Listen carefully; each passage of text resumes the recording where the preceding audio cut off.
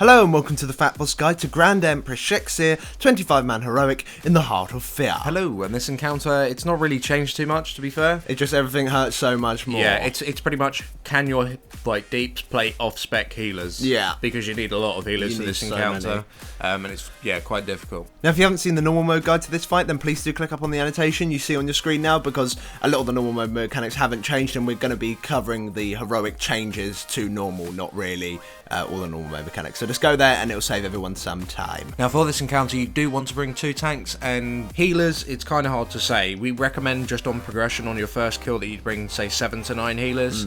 It really does depend on how well your healers, your DPS can play off-spec healer, because I doubt you're in a guild that has that many healers to spare, so you have to kind of work that out yourself. And really, mixed DPS makeup is fine. Yeah. Ranged is slightly better than melee for this encounter, but a mixed DPS. Now we're going to cover the boss phase by phase as we did on normal mode, and we're going to be starting off with phase 1. Now phase 1 itself hasn't changed really that much at all, however there's one key difference. When the dissonance fields spawn, one of them will become shard corrupted at some point.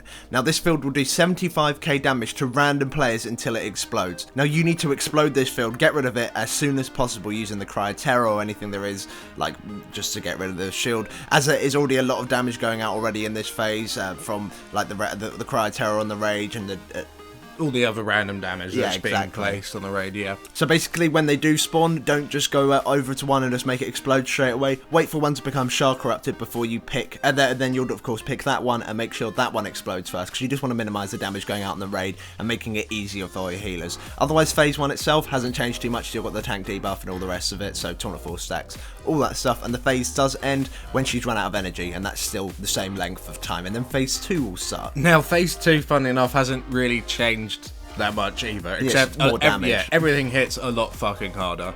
It's just very, very important that in this phase that you do not fuck up your sticky resin traps. If you do fuck them up, then you probably are going to wipe, because you'll have too many ads up during phase 1, because you haven't really got that much time.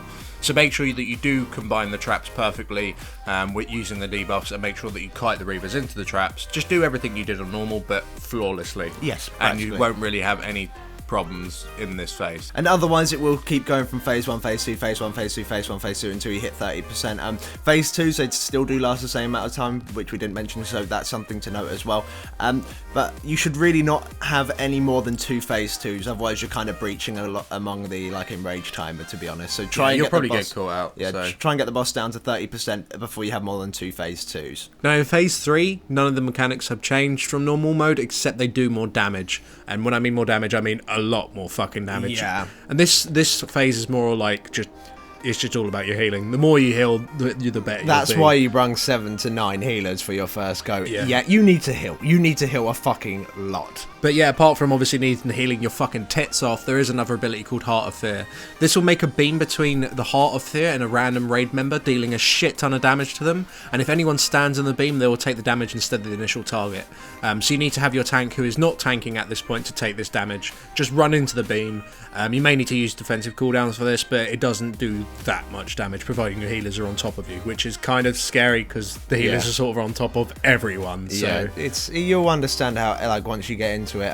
The Heart of Fear itself is just some little lightning-y, orbby, blacky, sort of shadowy thing that flows around, so you'll see where it is, and you just got to position yourself in such a way that, of course, the tanks will be in the beam instead of you, and that's it really. And you might want to rotate your tanks as well. So apart from the beam, you just need to make sure that you're stacked up behind the boss after pulling her down the stairs a bit because of all the black shit at the top, and just do what you did on normal.